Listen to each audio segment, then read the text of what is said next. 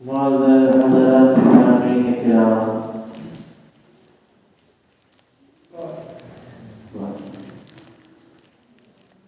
ہر سال کی طرح اس سال بھی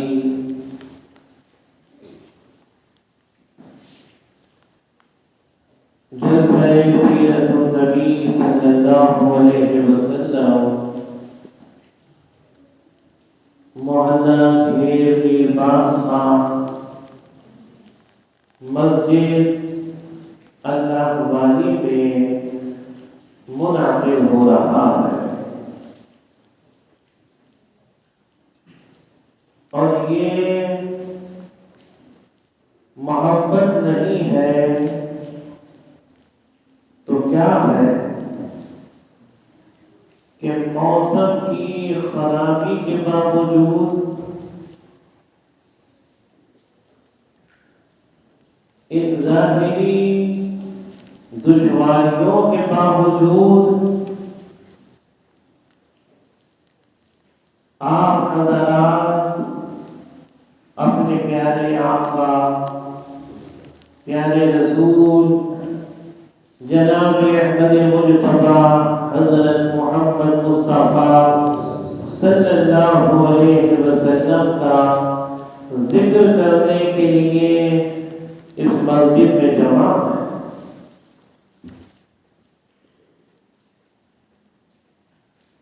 کون اپنے آرام کو چھوڑتا ہے اس موسم کی خرابی میں؟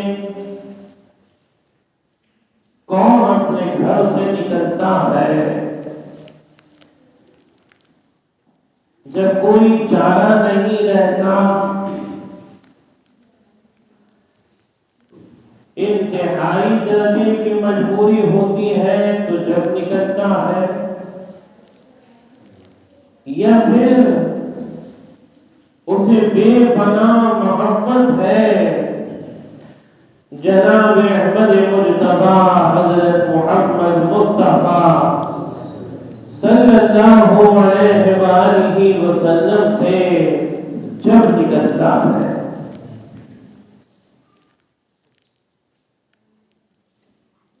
یہ اللہ کا کرم ہے،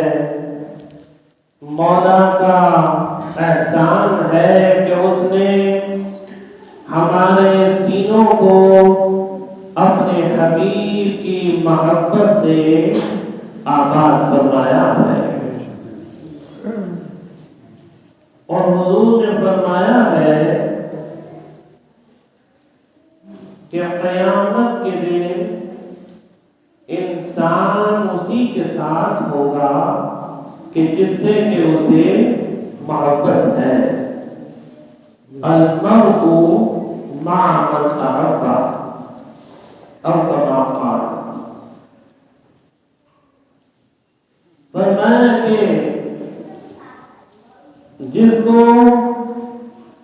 اپنے رسول سے محبت ہوگی وہ اپنے رسول کے ساتھ ہوگا۔ چنانچہ صحابہ کرام کی زندگیوں کو دیکھ لیجئے، تابعین کی زندگیوں کو دیکھ لیجئے، ائمہ مجتہدین کی زندگیوں کو دیکھ لیجئے، خلفائے راشدین کی زندگیوں کو دیکھ لیجئے، اولیاء عظام کی زندگیوں کو دیکھ لیجئے کہ انہوں نے دنیا سے محبت نہیں کری، دنیا کی چیزوں سے محبت نہیں کری، انہوں نے اپنے دل کو جو لگایا وہ اللہ سے لگایا، انہوں نے اپنے دل کو اللہ کے رسول سے لگایا، اللہ کے رسول کی محبت سے جوڑا، وہ کامیاب ہو گئے۔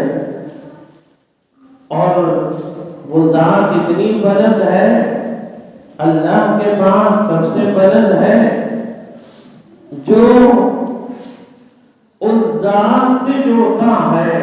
اللہ اسے بھی بلندی دے دیتا ہے۔ جو اس ذات کا ذکر کرتا ہے اللہ اس کے بھی چرچے کرا دیتا ہے۔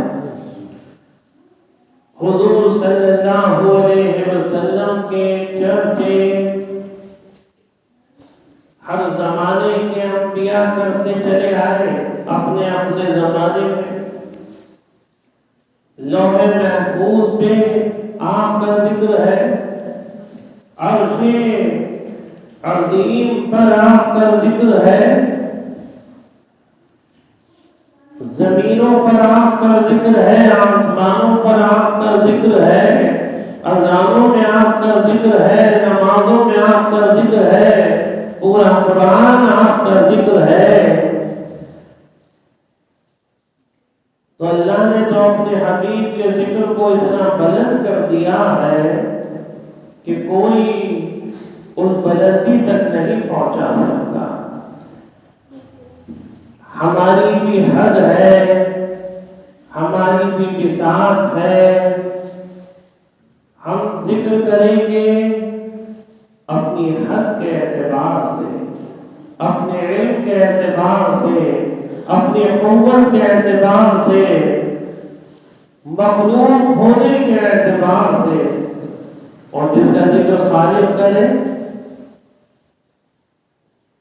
مخلوق کبھی خالق کی برابری نہیں کر سکتی، کہ جس کا ذکر خالق خود کرے اس کا ذکر کتنا بلند ہوگا۔ تو حضور کو اللہ نے اتنی بلندی دی ہے اور آپ کے ذکر کو کہ کوئی یہ نہ سمجھے کہ ہم نے آپ کا ذکر کر لیا تو آپ کی بلندی ہو گئی، بلکہ جو آپ کا ذکر کرتے ہیں اللہ تعالیٰ ان کو بلندیاں دے دیتا ہے، اور اسی نیت سے جمع ہونا ہے، اسی نیت سے ان محفلوں کا سجانا ہے، اسی نیت سے ان محافل میں شرکت کرنا ہے کہ ہمیں اللہ تعالیٰ کا کرم نصیب ہوگا، اور اللہ تعالیٰ ہمیں بھی اپنے حبیب کے صدقے میں کچھ نہ کچھ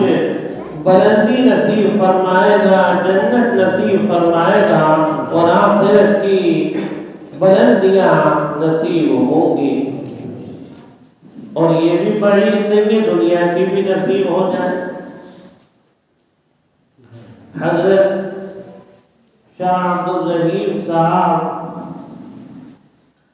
رحمت اللہ علیہ بھی حضور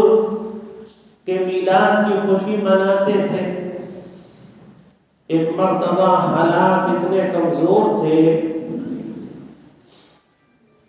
کہ حضرت شاہ عبدالرحیم صاحب رحمت اللہ علیہ کے پاس اتنی رقم نہیں تھی کہ آپ اچھے سے آپ کی فاتحہ خوانی کرتے، کچھ ہدیہ پیش کرتے، تو آپ نے گڑ اور چنے لیے بازار سے، جو بھی آپ کے پاس تھوڑی سی رقم تھی، وہ رقم کتنی مختصر ہوگی کہ جس سے صرف گڑ لیا جا سکتا ہے اور چنے لیے جا سکتے ہیں، کوئی بڑی رقم نہیں تھی، اور آپ نے اللہ کا کلام پڑھا، درود پاک پڑھا، حضور کا ذکر کیا، اور آپ کے دربار میں ہدیہ پہنچا دیا۔ لیکن دل کے اندر یہی بات کھٹکتی رہی کہ لوگ تو بڑی بڑی محافل سجا رہے ہیں،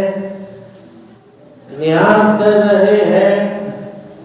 بڑے بڑے ہدیے پیش کر رہے ہیں، میرے گڑ اور چنوں کی ان بڑے بڑے ہدیوں کے سامنے کیا بساط ہے۔ یہ بات آپ کے دل دماغ میں گھومتی رہی اور آپ کا دل مطمئن نہیں ہو پایا، اور اسی کشمکش میں رات ہو گئی اور آپ سو گئے۔ خواب کے اندر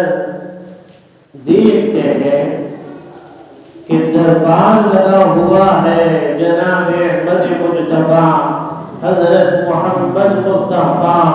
صلی اللہ علیہ وسلم کا، اور صحابہ کرام موجود ہے، اور آپ انہیں تقسیم فرما رہے ہیں، کسی کو کچھ آپ عنایت فرما رہے ہیں، وہ ہدیے کہ جو امت کی طرف سے پیش ہوئے ہیں، فرما رہے ہیں بھائی یہ تم لے لو، یہ ہدیہ بھیجا ہے کسی نے کہ بھائی یہ تم لے لو، صحابہ میں تقسیم فرما رہے ہیں۔ اور خواب کے اندر ہی حضرت شاہ عبد الرحیم صاحب رحمت اللہ علیہ کونے میں کھڑے ہوئے ہیں اور یہ دیکھ رہے ہیں کہ یہ سب ہدیے تو نظر آ رہے ہیں لیکن میرے گڑ اور چنے نظر نہیں آ رہے۔ میں نے بھی تو ایک ہدیہ پیش کیا تھا، اللہ کے رسول کی خدمت میں بھیجا تھا، وہ ہدیہ مجھے نظر نہیں آ رہا ہے۔ اللہ کے رسول صلی اللہ علیہ وسلم خواب ہی کے اندر ان سے فرماتے ہیں، جیسے ہی انہوں نے یہ بات سوچی، حضور نے فرمایا کہ عبد الرحیم کیا سوچ رہے ہو کہ تمہارے گڑ اور چنے مقبول ہوئے ہیں یا نہیں ہوئے ہیں ہمارے دربار میں؟ اور آپ نے مصلح ہٹایا اور دکھایا کہ دیکھو یہ تو ہم نے اپنے لیے رکھے ہیں، فرمایا یہ تو اپنے لیے ہم نے رکھے ہیں، اور یہ اور جو ہدیہ آئے ہیں یہ صحابہ میں تقسیم کر رہے ہیں۔ تو بات اخلاص کی ہے، بات محبت کی ہے، بات عقیدت کی ہے۔ اسی لیے میں نے آپ سے شروع میں عرض کیا اور ان سب حضرات کے لیے یہی عرض ہے کہ جو اس موسم کی خرابی کے باوجود، ان حالات کے باوجود اپنی بساط کے اعتبار سے، اپنی استطاعت کے اعتبار سے جانی اور مالی حضور صلی اللہ علیہ وسلم کی آمد کی خوشی کا اظہار کر رہے ہیں، وہ یہ نہ سوچیں کہ ہمارا یہ عمل معلوم نہیں کہ اللہ کے دربار میں اور اللہ کے رسول کے دربار میں مقبول ہوگا یا نہیں ہوگا۔ محبت ہونا چاہیے اور عقیدت ہونا چاہیے۔ ہو سکتا ہے کہ یہی عمل آپ کا اللہ کو اتنا پسند آ جائے اور اللہ کے رسول کو اتنا پسند آ جائے کہ نجات کا ذریعہ بن جائے، آپ کو حضور کی زیارت نصیب ہو جائے، آپ کو حضور صلی اللہ علیہ وسلم کی نظر عنایت نصیب ہو جائے۔ یہ کوئی بعید نہیں ہے بھائی، دلوں کا معاملہ ہے، وہاں کپڑے نہیں دیکھے جاتے، لباس نہیں دیکھے جاتے، وہاں چہرے نہیں دیکھے جاتے، وہاں پر بڑی بڑی رونق و زینتیں نہیں دیکھی جاتی، وہاں پر مال کا اسراف نہیں دیکھا جاتا، کتنی رقم اٹھائی ہے، وہاں پر دل دیکھا جاتا ہے۔ اگر دل چمکا ہوا ہے محبت سے جناب احمد مصطفیٰ حضرت محمد مصطفیٰ صلی اللہ علیہ وسلم کی، تو وہ دل اللہ کے دربار میں مقبول ہے اور اس دل کی بہت قیمت ہے، اس کی بہت اہمیت ہے۔ یہ خواب جو میں نے آپ کے سامنے سنائی، یہ خواب شرعی دلیل تو نہیں بن سکتی، کیونکہ خواب کو شرعی دلیل نہیں بنایا جا سکتا، لیکن یہ بھی شریعت کہتی ہے، یہ بھی اللہ کے رسول نے فرمایا ہے کہ من رآنی فقد رآنی، کہ جس نے مجھے خواب کے اندر دیکھا اس نے مجھے ہی دیکھا ہے، جس نے مجھے خواب کے اندر دیکھا اس نے مجھے ہی دیکھا ہے۔ فرمایا کہ فَإِنَّ الشَّيْطَانَ لَا يَتَمَثَّلُ بِي، فرمایا کہ شیطان میری مبارک شبیہ اختیار نہیں کر سکتا۔ تو جس نے حضور کو دیکھا تو حقیقت یہ ہے، شریعت کہتی ہے، یہ بھی شریعت بھی کہتی ہے کہ اس نے حضور کو دیکھا ہے، اور جو خواب کے اندر معاملہ پیش آیا ہے وہ بھی حق ہے، وہ بھی حق ہے۔ اس لیے محبت کرنے والوں کے لیے، آپ سے عقیدت رکھنے والوں کے لیے یہ ایک بہت بڑی مثال ہے اور ایک بہت بڑی عبرت ہے، اور آپ کے دربار میں اور زیادہ مقبولیت حاصل کرنے کے لیے ایک بہت عظیم مثال ہے۔ ہمیں اپنے دلوں کو سنبھالنا ہے۔ آج ہمارے دل بہت خراب ہو گئے ہیں، دلوں میں اللہ کی محبت نہیں ہے، اللہ کے رسول کی محبت اس درجہ نہیں ہے، دلوں میں جو حاوی ہے محبت وہ دنیا کی حاوی ہے، دلوں میں جو محبت کا اثر ہے وہ دنیاوی چکا چوندیوں کا، رونق و زینت کا اثر ہے، دنیاوی ترقیات کا اثر ہے، جدتوں کا اثر ہے، اور ان تمام چیزوں نے دلوں کو اس انداز سے گھیر لیا ہے کہ اس میں اللہ اور اس کے رسول کی محبت ہی داخل نہیں ہوتی۔ محبت پیدا کرنا ہے، دلوں کو دنیا کی محبت سے خالی کرنا ہے، اور اللہ اور اس کے رسول کی محبت سے دلوں کو آباد کرنا ہے۔ جبھی تو قیامت کے دن حضور نے فرمایا میرے ساتھ ہوگا۔ تو بھائی ساتھ ہونا ہے تو اتنا آسان بھی نہیں ہے۔ دل اللہ تعالیٰ کی محبت سے آباد کرنا ہے اور اس کے رسول کی محبت سے، اور یہ بڑا سخت معاملہ ہے۔ انسان اپنے دل کو اللہ اور اس کے رسول کی محبت سے اگر آباد کر لے اور اس پہ قائم رہے مرتے دم تک، کہ دنیا کی محبت کا میل، دنیا کی محبت اس طرح مائل نہ ہو، داخل نہ ہو، جب یہ معاملہ بن جائے گا تو پھر اس کو اللہ کے رسول صلی اللہ علیہ وسلم کی معیت نصیب ہوگی۔ حضور نے فرمایا کہ انسان کے جسم میں ایک گوشت کا لوتھڑا ہے، ایک حصہ ہے گوشت کا، فرمایا کہ اگر وہ صحیح ہو جاتا ہے تو پورا جسم صحیح ہو جاتا ہے، فرمایا کہ اگر وہ بگڑ جاتا ہے تو پورا جسم کا نظام بگڑ جاتا ہے۔ فرمایا الا وہی القلب، فرمایا وہ دل ہے، اگر یہ دل سمجھ جاتا ہے تو انسان کے جسم کی پوری کائنات سمجھ جاتی ہے، اور اگر اس کا دل بگڑ جاتا ہے تو جسم کی پوری کائنات بگڑ جاتی ہے۔ دل کو اللہ نے بادشاہ بنایا ہے، دماغ وزیر ہے، دل بادشاہ ہے، اور یہ صحیح ہے تو یہ پورے جسم کی کائنات صحیح ہے، بادشاہ صحیح چلتا ہے، ملک صحیح رہتا ہے، نظام صحیح رہتا ہے، سب لوگ آباد رہتے ہیں، خوشحال رہتے ہیں۔ اور بادشاہ اگر بگڑ جائے، اس کے طور طریقے بگڑ جائیں، اس کا نظام خراب ہو جائے تو ملک کا نظام خراب ہو جاتا ہے، پھر فساد ہونا شروع ہو جاتے ہیں، تکلیفیں شروع ہو جاتی ہیں۔ تو یہ مثال اس انداز سے حضور نے دی، فرمایا کہ اسے صحیح کر لو، فرمایا کہ اگر تمہارا دل صحیح ہو گیا، تمہارا دل روشن اور منور ہو گیا، تو فرمایا کہ اس میں اللہ اور اس کے رسول کی محبت پیدا ہو گئی، تو تمہارے جسم کی پوری کائنات سنبھل گئی اور تم اللہ کے دربار میں سرخرو ہو گئے، مقبول ہو گئے اور قیامت کے دن ہمارے ساتھ ہو گئے۔ اور ایک حدیث پاک میں فرمایا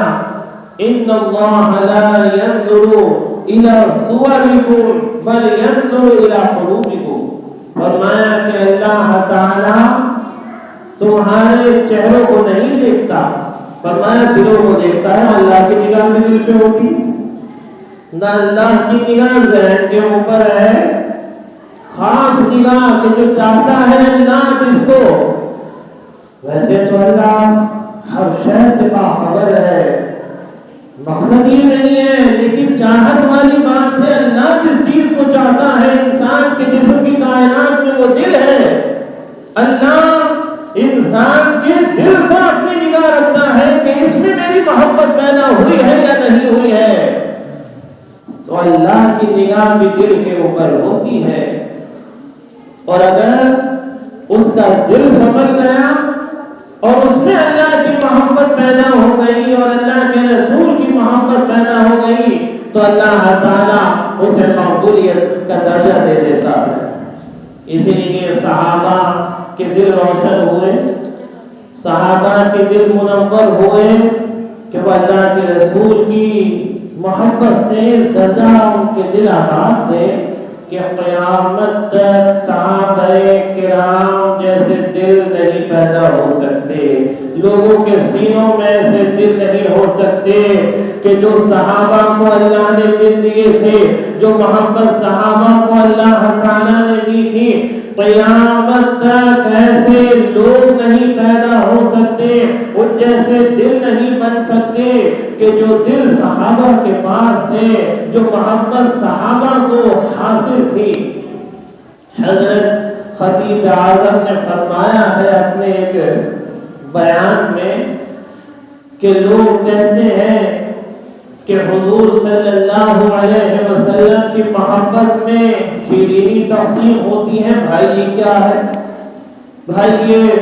لڈو تقسیم ہو رہے ہیں، شیرینی تقسیم ہو رہی ہے۔ خطیب اعظم نے فرمایا ارے یہ کیا ہے، صحابہ نے تو اپنے سب تقسیم کر دیے محبت میں جناب احمد مصطفیٰ حضرت محمد مصطفیٰ صلی اللہ علیہ وسلم کی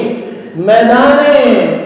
محشر کے اندر بھی انہی کے رتبے بلند ہوں گے، کیونکہ انہوں نے اس درجہ محبت کی ہے جناب نبی اکرم صلی اللہ علیہ وسلم سے کہ ان جیسی محبت کوئی نہیں کر سکتا۔ ہم یہ تھوڑا سا مال خرچ کرنے کے بعد اگر یہ سوچیں یا کوئی ان کے حق میں سوچے معترض تو یہ بات سوچ لے کہ صحابہ نے تو اپنے سروں کے نذرانے پیش کرے ہیں، تم شیرینی کے نذرانے پیش کرنے پر اعتراض کرتے ہو، تم شیرینی اللہ کے رسول کی محبت میں پیش کر کے اس بات کو سوچتے ہو کہ ہم نے فلاں نعمت اللہ کے دربار میں پیش کری ہے، ہم نے اتنی رقم اللہ کے دربار میں اٹھائی ہے اور پیش کری ہے، ارے یہ کچھ نہیں ہے، یہ پھر بھی مال ہے کتنا ہی خرچ کر لیا جائے۔ حقیقت یہ ہے کہ سب سے بڑی قیمتی اس کی جان ہے، اور صحابہ کرام نے اس قیمتی جان کو بھی ہیچ سمجھا محبت کے سامنے جناب احمد مصطفیٰ حضرت محمد مصطفیٰ صلی اللہ علیہ وسلم کی، اور آپ نے اپنی جانوں کے نذرانے پیش کر دیے، اپنے سروں کے نذرانے پیش کر دیے، آپ کی محبت میں سر قلم ہو گئے اور آپ نے قربان کر دیا اپنے آپ کو اور اپنے مال کو، اپنی جانوں کو اللہ کے رسول صلی اللہ علیہ وسلم کی محبت میں۔ وہ آپ کو اکثر سنایا جاتا ہے، میں نے بھی کئی بار سنایا ہے کہ حضرت ابو بکر سارا مال لے آئے تھے اور حضرت عمر یہ سوچ رہے تھے کہ آج تو میں آگے نکل جاؤں گا، ابو بکر سے آدھا مال لائے تھے اور یہ سوچ رہے تھے، لیکن دل سب کے الگ الگ ہے۔ وہ عمر کا دل تھا، وہ ابو بکر کا دل ہے کہ حضرت ابو بکر نے یہ سوچا کہ میں پورا مال لے کر چلا جاؤں، ارے میں اللہ کے رسول اور اللہ کی محبت میں سب کچھ قربان کر دوں، سارا مال گیا۔ ابو بکر نے سوچا یہ ان کا دل ہے، عمر یہ سوچ رہے تھے آج آدھا مال لے کر آ گیا ہوں، آج ابو بکر سے آگے نکل جاؤں گا، وہاں تو معاملہ ہی کچھ اور تھا، وہاں تو دل کا معاملہ ہی الگ ہے۔ حضرت ابو بکر کو بھی بڑا اعلیٰ رتبہ حاصل ہے، خلیفہ اول ہے، آپ کو حضور صلی اللہ علیہ وسلم کی خاص نظر عنایت حاصل ہے، ان کا دل ان سے بھی زیادہ اس لحاظ سے محبت میں آنا، کیونکہ ایک موقع کے اوپر حضور نے فرمایا عمر سے، وہ حدیث بھی مستند حدیث ہے، مشکات کی ہے، فرمایا کہ عمر تمہیں ہم سے کتنی محبت ہے؟ عرض کرنے لگے اللہ کے رسول اپنے مال سے بھی زیادہ، اپنی اولاد سے بھی زیادہ، حضور نے فرمایا اپنی جان سے بھی زیادہ ہم سے محبت کرتے ہو۔ خاموش ہو گئے۔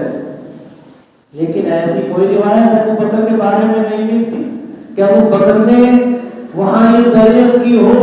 وہاں ابو بکر کہیں سکتے میں آئے ہوں، خاموش ہوئے ہوں کہ اللہ کے رسول مجھے اپنی جان سے زیادہ محبت ہے۔ لیکن معاملہ یہاں پر ہے کہ حضرت عمر سے جب پوچھا تو عمر خاموش ہو گئے اور عرض کرنے لگے اپنی جان سے زیادہ نہیں۔ تھوڑی دیر کے بعد جب اللہ کے رسول کی توجہ ہوئی ان کے دل کی طرف، پھر حضور نے فرمایا کیا حال ہے عمر؟ عرض کرنے لگے اللہ کے رسول اب تو اپنی جان سے بھی زیادہ آپ سے محبت ہے۔ اور فرمایا حدیث پاک میں کہ جب تک کہ اپنی اولاد سے زیادہ، اپنے مال سے زیادہ، اپنے ماں باپ سے زیادہ، حتیٰ کہ اپنی جان سے بھی زیادہ جب تک کوئی میرا امتی مجھ سے محبت نہ کرے اس وقت تک اس کا ایمان مکمل نہیں ہو سکتا۔ فرمایا عمر تمہارا ایمان مکمل ہو گیا۔ اور حضرت ابو بکر کا معاملہ اس سے اونچا تھا کہ ایک شخص نے آ کر کہا کہ بھائی تمہارے رسول تو عجیب عجیب باتیں کرتے ہی تھے، آج تو حد ہی ہو گئی، آج تو ایسی بات کر رہے ہیں کہ سمجھ میں نہیں آتی، عقل حیران ہے، سوچنے پر مجبور ہے کہ راتوں رات آسمانوں پر چلے گئے، جنت بھی دیکھ آئے، دوزخ بھی دیکھ آئے، اس سے پہلے بیت المقدس کبھی سفر ہوا، نبیوں کی امامت بھی کر لی، ساتوں آسمانوں پر بھی ہوا ہے، اور یہ سب آپ کی آنکھ میں ہو گیا۔ حضرت ابو بکر کا جواب دیکھیے، حضرت ابو بکر فرمانے لگے کہ وہ زبان ہے کہ جس زبان سے کبھی خلاف واقعہ کوئی بات صادر ہی نہیں ہوئی، اگر میرے آقا نے کہا ہے میں تصدیق کرتا ہوں، اگر میرے آقا نے کہا ہے، میرے رسول نے کہا ہے، میرے نبی نے کہا ہے تو میں تصدیق کرتا ہوں۔ چنانچہ ابو بکر صدیق رضی اللہ عنہ نے اسی وقت تصدیق کری بغیر چون چرا۔ اس لیے ابو بکر کا معاملہ اس لحاظ سے بڑا اونچا ہے۔ حضرت ابو بکر جب حضور کی خدمت میں مال لائے، حضرت عمر کے بعد، اور حضور نے فرمایا بھائی کتنا مال لائے؟ عرض کرنے لگے اللہ کے رسول سبھی لے آیا ہوں۔ فرمایا گھر میں کیا چھوڑ کر آیا ہوں؟ اپنی محبت والا معاملہ۔ عرض کرنے لگے اللہ اور اس کے رسول کی محبت چھوڑ کر آیا ہوں۔ عمر اس دن کہنے لگے کہ ابو بکر کی برابری نہیں کی جا سکتی، ابو بکر کے رتبے کو نہیں پہنچا جا سکتا۔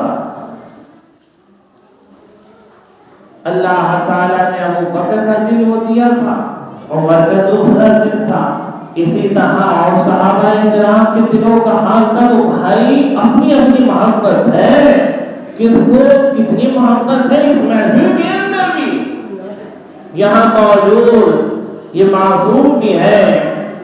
یہ نوجوان بھی ہے،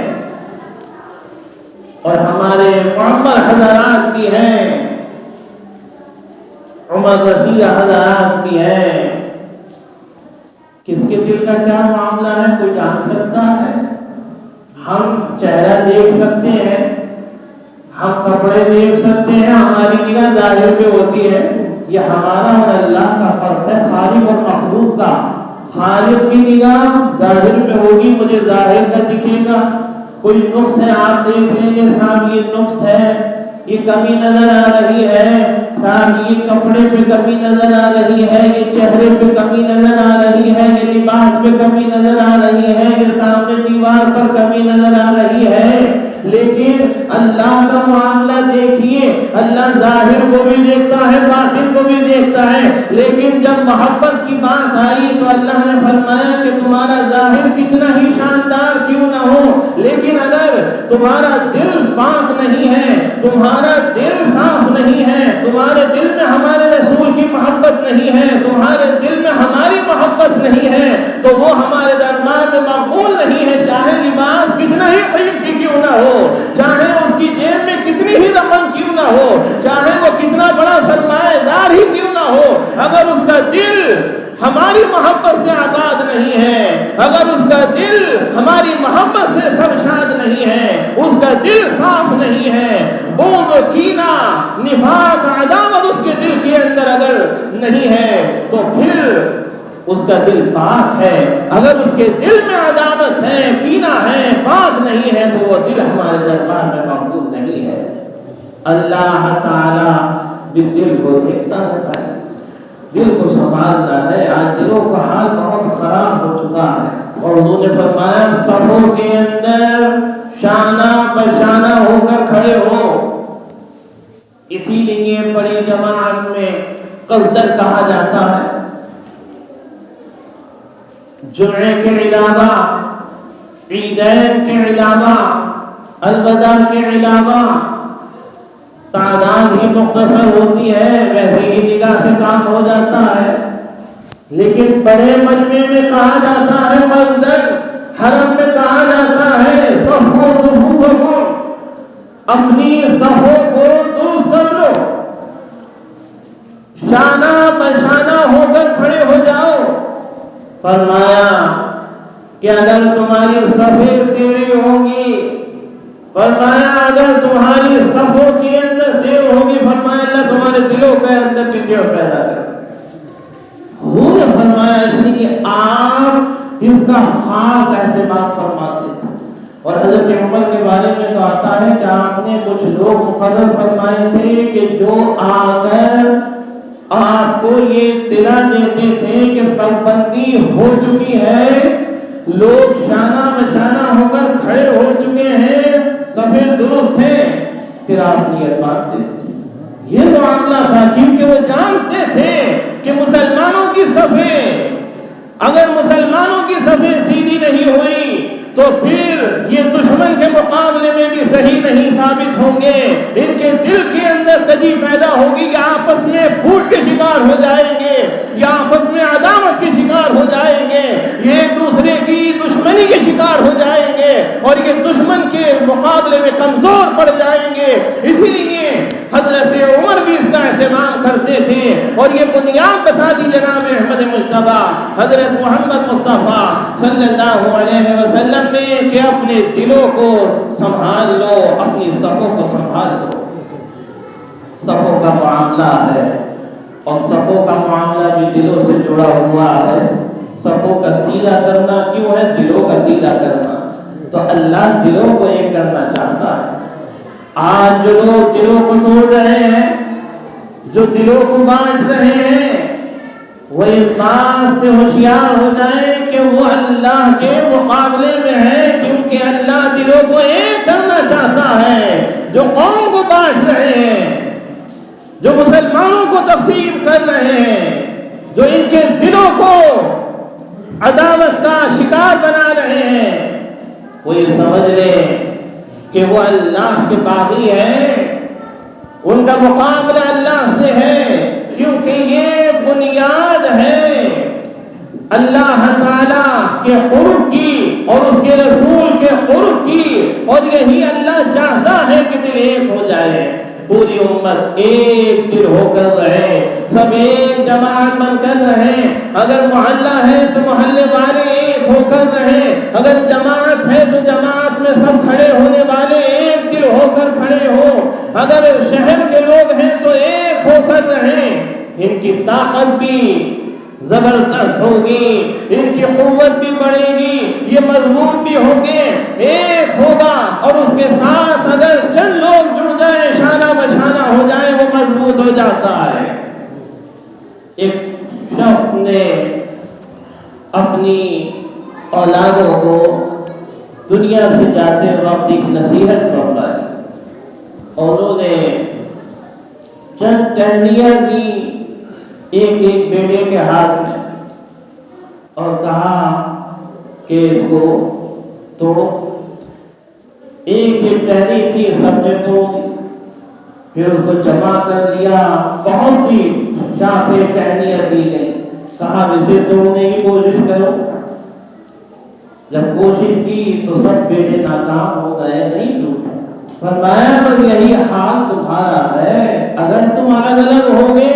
تو یاد رکھنا کہ دشمن تمہیں آسانی سے نقصان پہنچا دے گا، توڑ دے گا تمہاری کمر، تمہیں برباد کر دے گا، مال کے اعتبار سے ہو تو مال کے اعتبار سے تباہ کر دے گا، آپسی اتحاد کے اعتبار سے ہو تو اگر تم الگ الگ ہوگے تمہیں تباہ کر دے گا۔ فرمایا اگر تم ایک ہو کر رہو گے جیسے کہ یہ شاخیں ہیں تو فرمایا کہ یہ نہیں ٹوٹ رہی ہیں، فرمایا اسی طریقے سے اگر تم بھی مل کر رہو گے تو تمہیں کوئی طاقت نقصان نہیں پہنچائے گی۔ بس یہی مثال اس امت کی ہے، یہی مثال ایک گھر کی ہے، یہی مثال ایک محلے کی ہے، یہی مثال ایک شہر کی ہے، یہی مثال ایک ملک کی ہے، یہی مثال ایک ادارے کی ہے، یہی مثال ایک تنظیم کی ہے۔ ہر وہ تنظیم کامیاب، ہر وہ گھر کامیاب، ہر وہ محلہ کامیاب، ہر وہ شہر کامیاب، ہر وہ ملک کامیاب کہ جہاں اتحاد ہوگا، آپسی اتفاق ہوگا، جہاں لوگ ایک ہو کر رہیں گے، جہاں لوگ مل کر رہیں گے، وہ سب کامیاب ہوں گے۔ اور جہاں آپس میں اختلافات ہوں گے اور ایک دوسرے کے اوپر حملے ہوں گے تو وہ لوگ آپس میں ہی، دشمن تو یہ کہے گا یہ لوگ تو آپس میں ہی فنا ہو رہے ہیں، میری ضرورت ہی کیا ہے۔ آج شیطان بڑے سکون سے بیٹھا ہوا ہے، اس لحاظ سے کہہ رہا ہوں کہ ہم خود ہی اپنے معاملات کو ایسا بنائے ہوئے ہیں، اپنے حالات کو، کہ شیطان خوش ہے، وہ سوچ رہا ہے یہ تو خود ہی آپس میں لڑ رہے ہیں، یہ خود ہی آپس میں تباہ ہو رہے ہیں، اور یانیت کی طرف جا رہے ہیں، فحاشی کی طرف جا رہے ہیں، پیسے کا نشہ ہے، پیسے کے نشے میں مدہوش ہیں، کسی کو دولت کا نشہ ہے، کسی کو عزت کا نشہ ہے، کسی کو شہرت کا نشہ ہے، وہ اس میں مدہوش ہے، مدہوش ہے، اور اسے نظر ہی اس کے علاوہ کچھ نہیں آ رہا، سمجھتا ہے یہ نشہ ایسے ہی رہے گا، مگر نشے سب اتر جاتے ہیں۔ جب نشہ اترتا ہے تو پھر حقیقت یاد آتی ہے، بڑے بڑے پیسے والوں کے نشے اتر گئے، بڑے بڑے شہرت والوں کے نشے اتر گئے، اور یہ دنیا میں ہے، اور آخرت میں جب نشہ اترے گا نا، جب آخرت میں نشہ اترے گا تو پھر وہاں پر کوئی چارہ نہیں ہوگا، کوئی بچانے والا نہیں ہوگا، کوئی مددگار نہیں ہوگا، وہاں پر کوئی سوچے کہ فلاں میرے لیے آ جائیں گے، مدد کر لیں گے، یہاں تو پھر بھی معاملہ دوسرا ہے، یہ دنیا کا معاملہ ہے، معاملات کا معاملہ ہے، لوگ آ جاتے ہیں، بھاری بھرکم ہو جاتا ہے، وہاں پر سب یہ کہنا ہے مجھے تم بچا لو، ارے یہ کہنا ہے بھائی میں خود اپنے آپ کو بچانے کے لیے نہیں یہاں پر پریشان ہوں، مجھے کون بچائے گا، میں تمہیں کیسے بچاؤں گا۔ ہر شخص کہے گا نفسی نفسی قیامت کے دن۔ اور بھائی یہ سارے معاملات کے بعد پھر دیکھیے ہمارے رسول کی وہاں پر عظمت اور بلندی کہ آپ شفاعت فرمائیں گے، ہم جیسے گناہگاروں کی دل خراب لے کر، اعمال خراب لے کر، اختلافات لے کر جا رہے ہیں، اس کی سزا ملے گی، لیکن اس کے بعد پھر آپ کی شفاعت ملے گی، شفاعت ملے گی، اور شفاعت سے اللہ تعالی سب کا بیڑا پار فرمائے گا، اور فرمایا سب سے بڑی شفاعت میری ہوگی، شفاعت عظما، شفاعت اولا. تو یہ اللہ کے رسول صلی اللہ علیہ وسلم کی عظمت دنیا کے اندر بھی ہے اور آخرت میں. اور بھائی آخری بات اور عرض کر دو کہ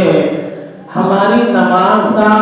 عبادت کا بھی معاملہ ایسا ہے کہ نماز بھی اس وقت تک مکمل نہیں ہے کہ جب تک کہ اللہ کے رسول پر درود نہ پڑھ لیں، آپ کا ذکر نہیں آیا. اب تحیات کے اندر پڑھتے ہیں السلام علیکم ایھا النبی ورحمۃ اللہ وبرکاتہ، اور تحیات واجب ہے، پھر درود ہے، وہ پھر بھی مسنون ہے، لیکن درود ہے بغیر عذر نہیں چھوڑا جا سکتا. درود پڑھا جاتا ہے جب نماز مکمل ہے، جب ہماری یہ عبادت جو اللہ کے دربار میں اتنی اہمیت رکھتی ہے، اللہ کو اتنی پسند ہے، وہ نماز جبھی مکمل ہے. تو یہ عبادت کا حال ہے اور وہ آخرت کا حال ہے. یہ دنیا کی عبادت کا معاملہ ہے، وہ آخرت کا معاملہ ہے. یہ دنیا میں مرتبہ ظاہر ہوا ہے اور آخرت میں جو شان ہوگی جناب احمد مجتبی حضرت محمد مصطفیٰ صلی اللہ علیہ وسلم کی، وہ دیکھنے قابل ہوگی. بس بھائی اپنے دلوں کو سنبھالیے جتنا بھی ہو سکے. اچھا ہے کہ آپ دیکھ کر یہ کہیں یہ میرا امتی ہے، یہ میرا امتی ہے، آپ کو دیکھ کر خوشی ہو. آپ یہ نہ کہیں یہ تو میرے طریقے سے ہٹ گیا تھا، یہ میرے راستے سے ہٹ گیا تھا، یہ میری سنتوں سے ہٹ گیا تھا. اور بھائی دور ایسا ہے کہ ایک سنت پہ عمل کرنا اس وقت ایسا ہے، بڑا جہاد ہے. اور یاد رکھیے ایسے پرفتن دور میں سنت کو زندہ کرنا، سنت پہ عمل کرنا 70 شہیدوں کے برابر ہے مرتبے کے. اس لیے پیچھے نہیں رہیے، جہاں بھی موقع ملے حضور کی سنت پہ عمل کریے. ایسا ماحول بنا دیا ہے، ایسا پرفتن ماحول ہے کہ آپ کی سنتوں پہ عمل کرنے سے ہٹایا جا رہا ہے. دشمن لگا ہوا ہے، چوکنا ہے، ہر لحاظ سے کوشش کر رہا ہے ہٹانے کی اس امت کو نبی کے طریقوں سے، نبی کے راستوں سے. لیکن ہٹنا نہیں ہے، مضبوط رہنا ہے اور سنتوں پہ عمل کرنا ہے. اللہ مرتبے بھی ایسے ہی دے گا. اللہ تبارک و تعالی سے دعا ہے کہ مولا ہمارے دلوں کو چمکا دے اور اپنے اور اپنے حبیب کی محبت پیدا فرما دے. اور وہی آیت ہے جو میں نے خطبہ مسنونہ کے بعد پڑھی تھی کہ اللہ فرماتا ہے اے حبیب ان لوگوں سے کہہ دیجیے قل ان کنتم تحبون اللہ، کہ تم اگر اللہ سے محبت کرتے ہو تو میری اتباع کرنا پڑے گی. یعنی میری اتباع کرو گے، مجھ سے محبت کرو گے، یحببکم اللہ، اللہ بھی تم سے محبت کرے گا. میری اتباع کرو، میرے طریقوں پہ عمل کرو. یہ طریقے اللہ نے مجھے تعلیم فرمائے ہیں. تو اللہ تم سے محبت جب کرے گا تو نبی کے طریقوں پہ عمل کرنے سے اللہ کی محبت ملے گی. اور آپ کے مبارک طریقوں کو اختیار کرنے میں، آپ کی سنتوں پہ عمل کرنے میں ہی کامیابی اور نجات ہے دین و دنیا کی. اللہ تعالی ہم سب کو اور پوری امت کو سرخرو فرمائے، ان محفلوں کو مقبول فرمائے. اور جہاں جہاں بھی اس طرح کی محافل اور جلسے اور سیرت کے جلسے منعقد ہو رہے ہیں، مالی اور جانی نذرانے اور خدمتیں پیش ہو رہی ہیں، اللہ سب کو قبول فرمائے اور اجر عظیم عطا فرمائے اور ہماری نجات کا ذریعہ بنائے. آمین. وآخر دعوانا الحمدللہ رب العالمین.